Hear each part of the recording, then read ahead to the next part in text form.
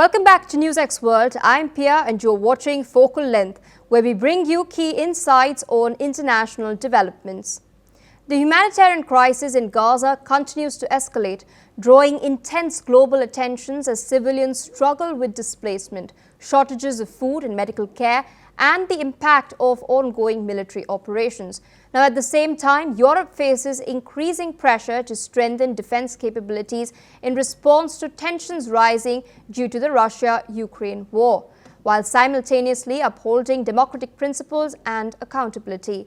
Now, these pressures have brought under scrutiny the role of international organizations, including the United Nations and other humanitarian bodies, in mediating and alleviating the conflicts. Now, to discuss all these complex issues, joining us is Gilles Jacquet, a French international relations professor at four Swiss universities and vice president of the Geneva International Peace Research Institute. Today, we'll be discussing about the humanitarian crisis in Gaza, European security strategies, the Israel-Palestine conflict, and the role of international institutions in modern conflict. Thank you so much, sir, for taking out time and speaking to us. At the outset, given your experience with the UNHCR in the MENA region, how do you assess the role of international organizations in mediating or alleviating the humanitarian crisis in Gaza? Thanks for the invitation. Well, the work of humanitarian organizations became more difficult. We have a kind of financial crisis, or what others call a funding crisis, related to different UN agencies. And it's a big issue for the UNHCR. The UNHCR fired 5,000 of its employees as a whole since the beginning of this crisis. So these organizations have less means to intervene. And in the current context with regard to Gaza as well, these organizations have no direct access to the Gaza population. The Israeli Defense Forces control all the accesses. We saw videos and other types of evidence showing how this food aid or medical aid was stopped, retained, or even embezzled by Israeli settlers, or in some cases even by Palestinian proxies like Mr. Abu Shabab working for the IDF. So it's a very, it's a disaster. Clearly, it's not just, it's a genocide, sure, and it's a disaster when it comes as well to the response from the international community and especially from humanitarian organizations. Since the UNRWA is not there anymore, it can only be worse. And do you believe the Israel-Palestine conflict has entered a new phase, considering the US proposed Gaza peace plan and the negotiations that are taking place in Egypt? Can we be hopeful for a ceasefire, or is that goal too far-fetched? Personally, I'm quite of a pessimist when it comes to a ceasefire or to settling this conflict. We are very far from what we witnessed 30 years ago with the Oslo peace process, with Madrid, and even later with the Bush roadmap or the proposals from Obama. Over time, gradually, because of illegal settlements, Israeli illegal settlements expanding over the West Bank, and very frequent as well Israeli raids in Gaza just prior to the 7th of October as well. It created a kind of dead end. Some experts are very pessimistic as well. They consider that the two-states solution currently can't work because the Palestinian territory is increasingly smaller, it's being reduced, and as well Israel is still reluctant to define its borders. So personally, I would say it's a very negative situation, and we are far from ceasefire or even an agreement. And we saw that the Abraham Accords were not very helpful as well in this perspective. All right, so shifting focus to Europe. Now, in your assessment, what are the key challenges and opportunities for Europe as it strengthens its defense capabilities while maintaining its democratic processes? Currently, the European Union is at crossroads. It's in a very difficult situation with regard to the conflict in Ukraine. The European Union and EU members pledged to pay for the bill, if I can say so. If you remember the agreement made with Donald Trump over $150 billion of US weapons that will be bought by EU member states for Ukraine. We're not sure how Ukraine will repay it later. We have as well a situation where many EU and as well, in fact, NATO members realized that they had downsized their armed forces. In the 90s, we were talking about the dividends of peace. I'm sure we had a very different international context, and most Western powers reduced the size of their armed forces for limited operations overseas, thinking that high-intensity conflict or more conventional and classical interstate wars were over, were something from the past, but it's not the case. It was a lack of, I'm not going to say preparedness, but maybe a kind of carelessness with regard to the future. Now, as well, when we talk about the European Union as a kind of democratic space, I'm sorry, we can also doubt about it because there have been interferences from the European Union, not just Russia, because we hear a lot about it, but also from the European Union and EU member states in the Romanian elections, in the past, in the Georgian elections, more recently in the Moldovan elections. Very often as well in these countries, the opposition was banned with the blessings of Brussels.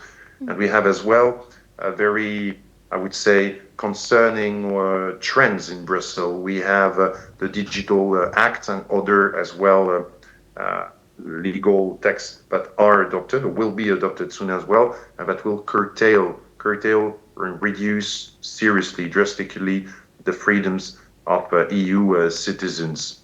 So I'm a bit concerned as well about this whole endeavor. Sure, peace is important in Ukraine, but if you look at what the European Union did in the past, it didn't favor peace. And we remember what François Hollande, the former French president, said, and it was acknowledged by Angela Merkel. They didn't want, Western countries didn't want the Minsk agreements to work. So they have a responsibility as well, the resumption in the conflict. And it has been as well stated recently this week by Angela Merkel, who declared that Poland and the Baltic states had responsibility in maintaining the conflict in Ukraine. And so how might smaller European states, particularly those outside NATO, recalibrate their security strategies in the coming years? Unfortunately, recently we lost neutral countries in Europe. We lost Finland and Sweden when they joined NATO. It's quite concerning because these neutral countries were able to remain neutral during the Cold War at a time where we had as well a serious threat of conflict, where we had very strong ideological as well confrontation. And now we're in a very different context. Though these countries decided to join NATO, and this NATO expansion is seen as a threat by Russia. And joining a military bloc is not helpful, while remaining neutral can provide a space for mediation, can provide a buffer zone, can try to alleviate tensions, or at least to make efforts in this perspective. Now, if you look at Austria as well, Austria maybe feels a bit alone in these European countries because even its neutrality as well has been somehow, I'm not going to say redefined, but let's be frank, Austrian neutrality nowadays as well is, I would say, harm at risk. And it's also clear with Swiss neutrality, where many decisions with regard to the acquisition of the F-35, a fighter jet, and other similar decisions with regard to the conflict in Ukraine that raise as well many concerns. We remember that for Russia, Switzerland, unfortunately, is not considered anymore as a credible mediator. So unfortunately as well, we can see that more countries are joining opposed or competing blocs, and it's creating a conflict, a dynamic. It's not helping to appease all the tensions we have in Europe and especially the conflict in Ukraine.